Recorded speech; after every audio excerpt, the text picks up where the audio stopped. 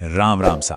स्वागत है आपका एग्जाम स्टैम्पर यूट्यूब चैनल पर। आज हम दिसंबर 2025 के विज्ञान एवं प्रौद्योगिकी मतलब साइंस एंड टेक का एक सुपर फास्ट रिवीजन करेंगे। ये खास तौर पर पीएसआई परीक्षा के लिए है और हमारा वादा है कि एक भी फैक्ट नहीं छूटेगा। तो चलिए शुरू करते हैं। देखिए, इस रिवीजन में हम 5 बड़े हिस्सों को कवर करेंगे। सबसे पहले अंतरिक्ष में भारत की नई ऊंचाइयों को देखेंगे। फिर देश की रक्षा प्रणालियों पर आएंगे, जिसमें मिसाइल से लेकर ड्रोन तक सब कुछ होगा। इसके बाद हमारी नौसेना की ताकत पर नजर डालेंगे और आखिर में भविष्य की टेक्नोलॉजी और भारत के बढ़ते डिफेंस एक्सपोर्ट्स की बात करेंगे। तो चलिए सबसे पहले भारत की अंतरिक्ष यात्रा से शुरुआत करते हैं। देखते हैं कि हमारे इंजनों, सैटेलाइट्स और नई खोजों में क्या कुछ खास हो रहा है। सबसे पहले इंजनों की बात। पहला है CE-20 क्रायोजेनिक इंजन। इसका एक बहुत जरूरी टेस्ट बूटस्ट्रैप मोड स्टार्ट सफल हुआ है, जो सिर्फ 10 सेकंड का था। अब इसका मतलब क्या है? सीधा सा मतलब ये है कि ये इंजन बिना किसी बाहरी धक्के के खुद ब खुद स्टार्ट हो सकता है। और दूसरा है ह्यूमन रेटेड L-110 इंजन, जो हमारे गगनयान मिशन की जान है। इसे गोदरेज एरोस्पेस ने बनाया है। अब आते हैं सैटेलाइट्स पर।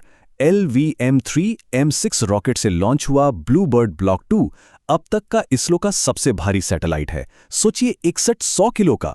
ये NSI और एक अमेरिकी कंपनी का जॉइंट प्रोजेक्ट है। जमीन पर भी एक बड़ा काम हुआ है। तिरुवनंतपुरम में ACN यानी अनंत सेंटर ऑफ एक्सीलेंस खुला है। ये प्राइवेट सेक्टर का पहला ऐसा हब है जो नविक चिप्स बनाएगा।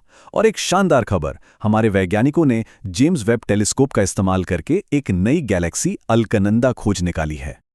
जरा इस ग्राफ पर नजर डालिए। ये दिखाता है कि हम कितनी लंबी छलांग लगाने वाले हैं।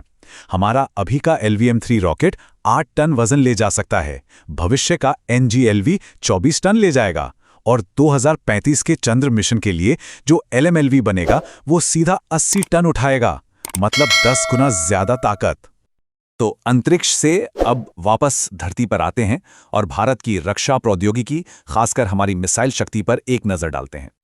यहाँ 2 बहुत शक्तिशाली मिसाइलें हैं। पहली है आकाश नेक्स्ट जन, जो सतह से हवा में मार करती है और एक साथ 10 से 30 टारगेट्स को निशाना बना सकती है। दूसरी है K4 बैलिस्टिक मिसाइल, जिसे पनडुब्बी से लॉन्च किया जाता है। इसकी खासियत है कोल्ड लॉन्च तकनीक। और हां, परीक्षा के लिए ये बात गांठ बांध लीजिए, K4 की 3500 किलोमीटर की रेंज हमारी अग्नि 4 मिसाइल की रेंज के लगभग बराबर है। अब देखते हैं प्रलय और पिनाका को। प्रलय एक क्वासी बैलिस्टिक मिसाइल है जो सतह से सतह पर मार करती है। परीक्षा के लिए दूसरा जरूरी फैक्ट याद रखिए, प्रलय की रेंज हमारी पृथ्वी मिसाइल की रेंज के बराबर है। वहीं पिनाका एक गाइडेड रॉकेट सिस्टम है जिसका नया वर्जन 120 किलोमीटर तक मार सकता है। ये इतना कामयाब है कि हमने इसे आर्मेनिया को बेचा भी है। मिसाइलों से आगे बढ़कर अब हम अपनी सेना के दूसरे अहम हिस्सों थल सेना, वायुसेना और भविष्य के युद्ध यानी ड्रोन्स की तकनीकों को देखते हैं। चलिए फटाफट 3 बड़े अपडेट्स देखते हैं थल सेना के। सबसे पहले है शेर AK-203 राइफल। ये अमेठी में भारत और रूस मिलकर बना रहे हैं। ये हमारी पुरानी INSS राइफल की जगह लेगी। दूसरा है WAP-8X8, जो टाटा और DRDO का बनाया एक उभयचर वाहन है। मतलब ये जमीन और पानी दोनों पर चल सकता है। और खास बात यह है कि इसे मोरक्को को एक्सपोर्ट किया गया है, जो विदेश में हमारा पहला रक्षा उद्यम है। और तीसरा है प्रवेग वीर। ये नाम याद रखिए क्योंकि ये भारत का पहला इलेक्ट्रिक मिलिट्री व्हीकल है जिसे बेंगलुरु की कंपनी प्रवेग डायनामिक्स ने बनाया है। अब बात करते हैं हवा की।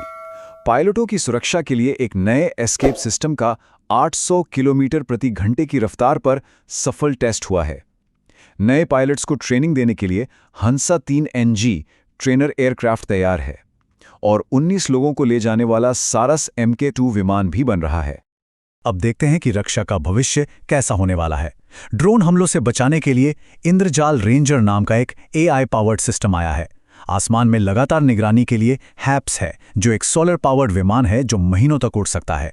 और पंजाब में BSF की पहली महिला ड्रोन यूनिट दुर्गा स्क्वाड्रन ने भी काम करना शुरू कर दिया है। चलिए अब भारत की समुद्री सीमाओं की ओर चलते हैं और देखते हैं कि नौसेना के बेड़े में क्या नए जहाज शामिल हुए हैं और कौन से बाहर। तो देखिए, नौसेना में 2 नए जहाज शामिल हुए हैं। INS तारागिरी, जो P-17A क्लास का फ्रिगेट है, और INS अंजदीप, जो पनडुब्बियों का शिकार करने वाला जहाज है। वहीं एक पुरानी रूसी किलो क्लास पनडुब्बी INS सिंधु घोष को दिसंबर 2025 में सेवा से हटा दिया गया है।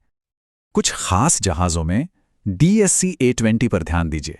ये एक डाइविंग सपोर्ट क्राफ्ट है जिसे गोताखोरों की मदद के लिए बनाया गया है और इसे बनाया है कोलकाता की कंपनी टीटागढ़ रेल सिस्टम्स ने।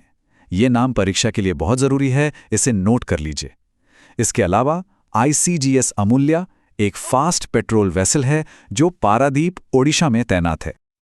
और अब हम आ गए हैं अपने आखिरी हिस्से पर, जहां हम देखेंगे भारत के अपने माइक्रो प्रोसेसर, AI इनोवेशन और एक डिफेंस एक्सपोर्टर के तौर पर भारत की बढ़ती ताकत। यह है ध्रुव 64 CDAC का बनाया हुआ एक स्वदेशी माइक्रो प्रोसेसर। इसकी स्पीड 1 गीगाहर्ट्ज़ है और ये 64 बिट आर्किटेक्चर पर काम करता है। इसका विकास क्रम याद रखिएगा, पहले आया तेजस, फिर ध्रुव और अगला होगा धनुष। अब फटाफट 4 और स्वदेशी इनोवेशंस देखते हैं। पहला है GLOCAS9, जीन एडिटिंग के लिए एक चमकने वाला क्रिस्पर प्रोटीन। दूसरा है OncoMark, एक AI टूल जो कैंसर का विश्लेषण करता है।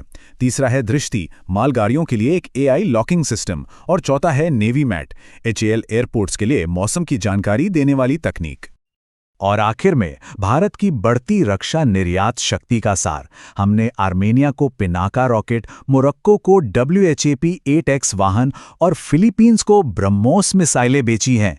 और सबसे बड़ी डील हुई है HAL और अमेरिका की जनरल इलेक्ट्रिक के बीच, जो अब भारत में ही तेजस MK1 के लिए F404 इंजन बनाएंगे। ये मेक इन इंडिया की एक जबरदस्त जीत है। यदि यह वीडियो पसंद आया हो तो चैनल को सब्सक्राइब करें, वीडियो को लाइक और शेयर करें। इस वीडियो की PDF के लिए हमारे टेलीग्राम चैनल को जरूर ज्वाइन करें। राम राम, जय हिंद।